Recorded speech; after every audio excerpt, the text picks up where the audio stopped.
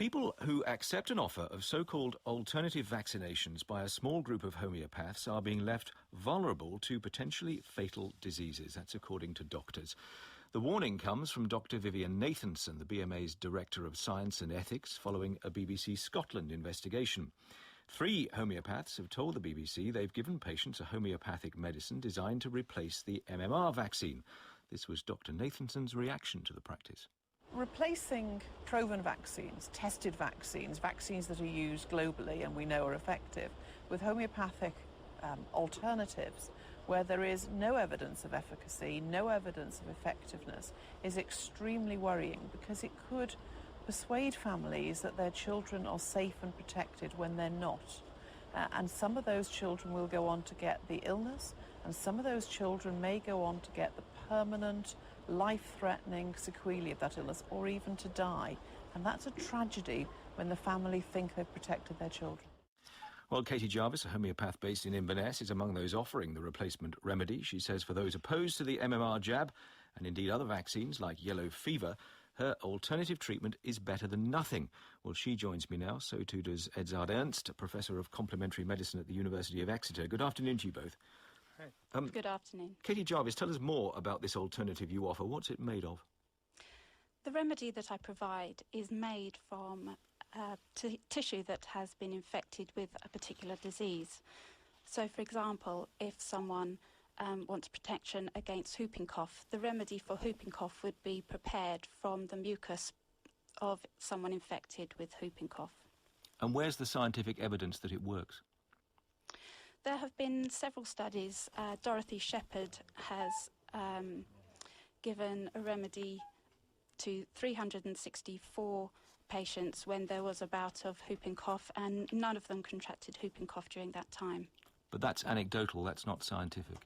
Indeed, but unfortunately homeopaths don't have the pharmaceutical budgets to be able to do wide research, and with the closure of a lot of the homeopathic hospitals, that facility is becoming even more difficult to obtain. But it's one thing for an individual to say, yes, anecdotally this seems to work.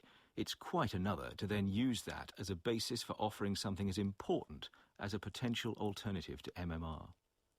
For parents that come to me and have already looked at evidence and have decided not to go down the vaccine route, this is an opportunity to give them some kind of protection other than doing nothing at all. But it might not be protection. You don't know it's protection. As a homeopath, I would support a family, not just in giving them a remedy and saying that's going to provide you coverage. I would also back them up in giving constitutional remedies to bolster health and protect against becoming infected with an illness. That's as may be, but you heard what Vivian Nathanson had to say. Her charge is, broadly speaking, irresponsibility, because you're offering something that you do not know can actually provide what you say it offers. And if people come to you and think they are protecting their children, they might not be. In the same way, you could believe that vaccines don't always give lifelong coverage. But they have all sorts of scientific backing to what they say they do. Yours doesn't. No, indeed, and we do need to do more research, and I'm all for evidence-based research, and this needs to be looked into further. Edzard Ernst, what do you make of this? Well, I would even go further than Vivian Nathan. I would say it's obviously irresponsible, it's also unethical, it's possibly illegal. What seems to be happening here, that a lot of homeopaths, and you just mentioned 3 in Scotland, but if you go on the net, you find 70,000 websites promoting that sort of thing.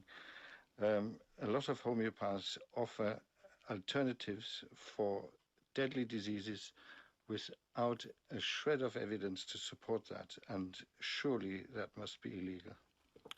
Katie Jarvis, I ought to give you the right to respond to that. Well, again, I support the fact that we do need to have more research done into this area. But the charge there is a very strong one. The word illegal came out of Edzard Ernst's mouth. Are you concerned that somebody who is a professor of complementary medicine is prepared to go that far? I wouldn't know what the legal standing is in this. I don't advocate that anyone should not vaccinate against diseases. I'm just providing support for those that choose not to go down the vaccination route.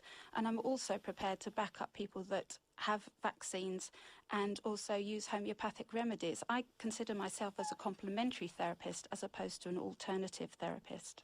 Edzard Ernst, that's the point here, isn't it? Complementary is an important word. This can go alongside conventional medicine, not necessarily as an alternative to it. Yeah, it's a nice distinction, but it doesn't matter in the sense that we are discussing now.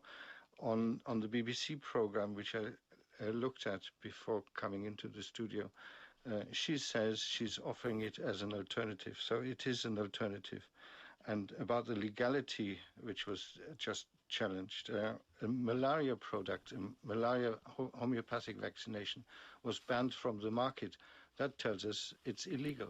What about the point made that there is not an opportunity to test these to the extent that there should be? And if that were available and the financial backing was there, then maybe we'd get some different answers. Maybe, but until we have the answers, we cannot just claim nonsense. There's a wider debate here as well, isn't there? The Science and Technology Committee of MPs only this February concluded, and I quote, "The evidence base shows that homeopathy is not efficacious." In other words, it doesn't work beyond a placebo effect. And on the basis of those findings, they said the NHS should cease funding homeopathy. As a professor of complementary medicine, where do you stand on that? Well, I started out 17 years ago researching this area. As a pro-homeopath, I've worked in a homeopathic hospital. And if anything, I was very much in favor of homeopathy.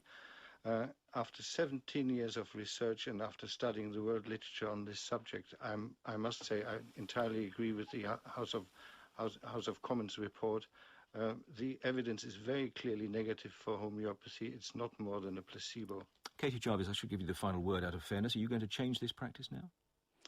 No, I shall continue to support families that I see in my own practice.